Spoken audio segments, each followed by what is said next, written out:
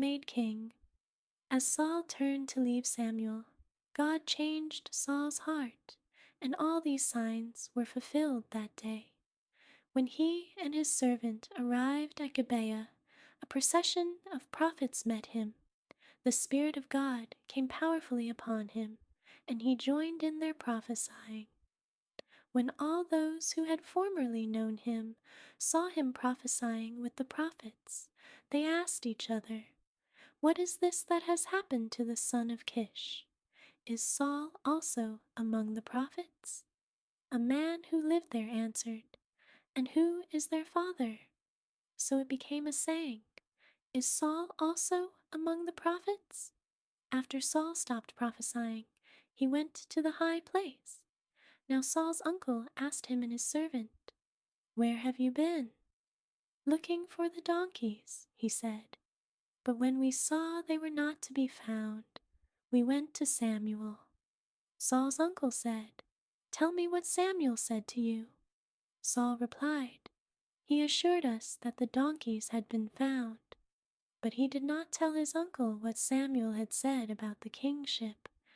Samuel summoned the people of Israel to the Lord at Mizpah and said to them, "This is what the Lord, the God of Israel, says. I brought Israel up out of Egypt, and I delivered you from the power of Egypt and all the kingdoms that oppressed you. But you have now rejected your God, who saves you out of all your disasters and calamities, and you have said, 'No, appoint a king over us.' So now present yourselves before the Lord by your tribes and clans." When Samuel had all Israel come forward by tribes, the tribe of Benjamin was taken by lot. Then he brought forward the tribe of Benjamin, clan by clan, and Matri's clan was taken. Finally Saul, son of Kish, was taken. But when they looked for him, he was not to be found. So they inquired further of the Lord, "Has the man come here yet?" And the Lord said, "Yes, he has hidden himself among the supplies." They ran and brought him out, and as he stood among the people, he was a head taller than any of the others. Samuel said to all the people, "Do you see the man the Lord has chosen? There is no one like him among all the people." Then the people shouted, "Long live the king!" Samuel explained to the people the rights and duties of kingship. He wrote them down on a scroll and deposited it before the Lord. Then Samuel dismissed the people to go to their own homes. Saul also went to his home in Gibeah, accompanied by valiant men whose hearts God had touched. But some scoundrels said, "How can this fellow save us?" They despised him and brought him no gifts. But Saul kept silent. Saul rescues the city of Jabesh. Nahash the Ammonite went up and besieged Jabesh Gilead. And all the men of Jabesh said to him, "Make a treaty with us, and we will be subject to you." But Nahash the Ammonite replied, "I will make a treaty with you only on the condition that I gouge out the right eye of every one of you, and so bring disgrace on all Israel."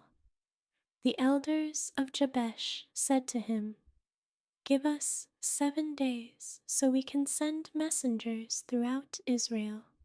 If no one comes to rescue us, we will surrender to you." When the messengers came to Gibeah of Saul and reported these terms to the people, they all wept aloud.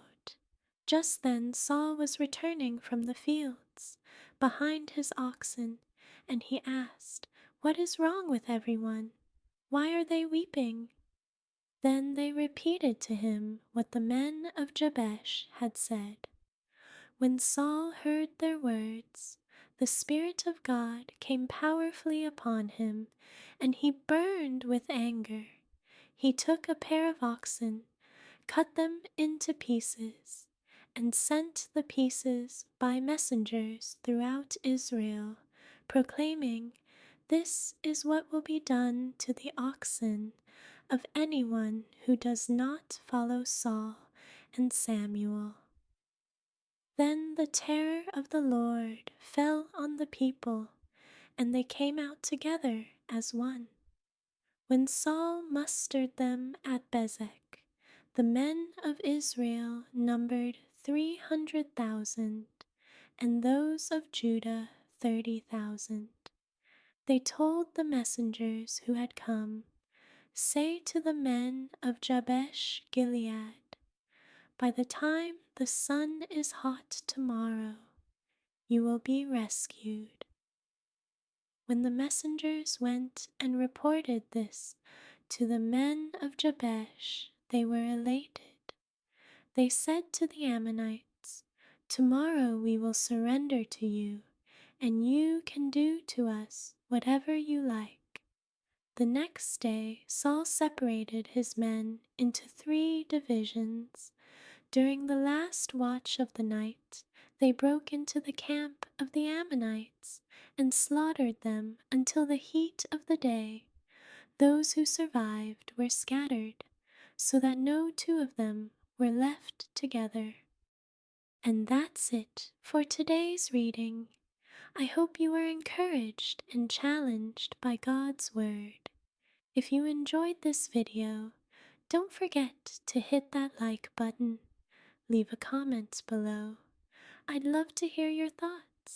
And be sure to subscribe so you don't miss part 3 of this series. Thanks for joining me today, and I'll see you in the next video. God bless.